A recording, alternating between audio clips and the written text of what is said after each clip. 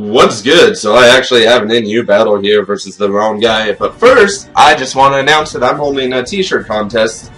Because you guys can design my t-shirt designs because you're the subscribers, so you know what you guys want to see. As far as t-shirt designs, and frankly, I kind of suck artistically. Anyway, so I wouldn't really make a good t-shirt design. So basically, what's going to happen is you guys are going to send your more or less picture designs to me by email.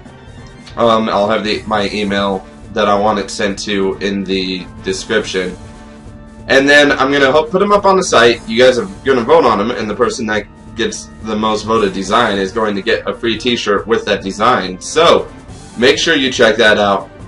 But let's get this battle started. I'm actually running a team that has Sunny Day Shenanigans. My opponent is going to be running a team with some not very seen stuff. I'm going to lead off with Sock, expecting this Golem lead, because that's usually what happens when there's a Golem on the other team, and because I have Mold Breaker, Sturdy is not going to activate because Mold Breaker kind of breaks that Sturdy, so there we go. Now he's going to bring in his Rampardos, and I kind of semi-expected that this was bait for me to just go for another close combat, so I decided to go ahead and switch into Regirock, as I could potentially get the Sun, but, you know, he might trick my Regirock, which I would not like. And he is actually going to go for the trick, so I get a Choice Scarf instead of a Choice Band. Either item benefits me, and the Choice Band doesn't really benefit him, so I'm okay with this. Now I'm going to go for an Earthquake, and yeah, Sock's a monster, because that was a resisted hit. Of course, it was also a crit, so that might be why it did that much damage. And now I'm going to bring in my Executor, as he is going to go for the Sleep Powder. Executor was probably the Pokemon on this team that could stand to get put to sleep, honestly.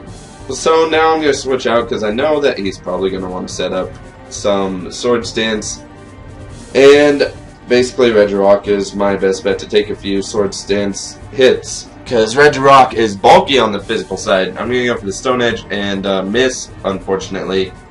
Now he's going to go for the Earthquake, and that is exactly why I said Regirock is my prime choice to take hits on the physical side, because I lived with over half from that Earthquake. And unfortunately he is going to get a crit. Now if that was min-max damage Shenanigans the first time, it might not have mattered, but I think it probably did. So I'm going to have to set up the Sunny Day with my Volbeat instead, and he is obviously, you know, locked it into Earthquake as he goes for it again. And it does basically nothing. And right here he is going to bring in the Haunters. I was going to Encore him into Earthquake and then bring in Charizard, but obviously that didn't work. So I'm going to go ahead and go for the Thunder Wave, and he gets paralyzed first turn, which is lucky for me, not so lucky for him. So I do apologize to him for that. Now I'm going to bring in my Sawsbuck as he goes for the Sludge Bomb, which I did not expect. So Sawsbuck did nothing this battle, except be Death Fodder, which kind of sucks. So right here I'm going to bring in Charizard. He is going to switch, you know, predicting just a normal Fire Blast. He's probably thinking I'm Scarfed, which I'm not. I'm actually Subroost Leftover set with Fire Blast and Hidden Power Grass, and so I'm going to fire off this Hidden Power Grass to get rid of this Rampardos, as it is somewhat of a pain. And you know, we're debating on how I outsped the Rampardos, because he's supposed to be Choice Scarf, and I'm only a timid Charizard, so we're not exactly sure what's going on there.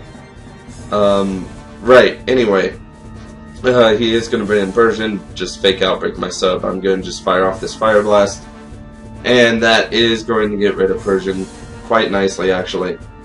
And so basically Charizard is just, you know, actually doing work, which is pretty amazing, because Charizard doesn't really usually do work. He is going to go into Shedinja just to switch Death Fodder kind of stuff, because Shedinja was useless at that point when Stealth Rocks were up. I'm unfortunately going to miss the Fire Blast, and he's going to hit me with a Shadow Ball, but I am going to get lucky that 8 turns has passed, and the Sun is gone, so my Charizard's not going to die to Solar Power, and I can roost up. So I can take maybe a couple more hits. He is going to get paralyzed though. So that means that, you know, I got a free roost. I'm just going to Fire Blast here because there's no reason to set up a sub. Because, you know, pretty much this is GG at this point.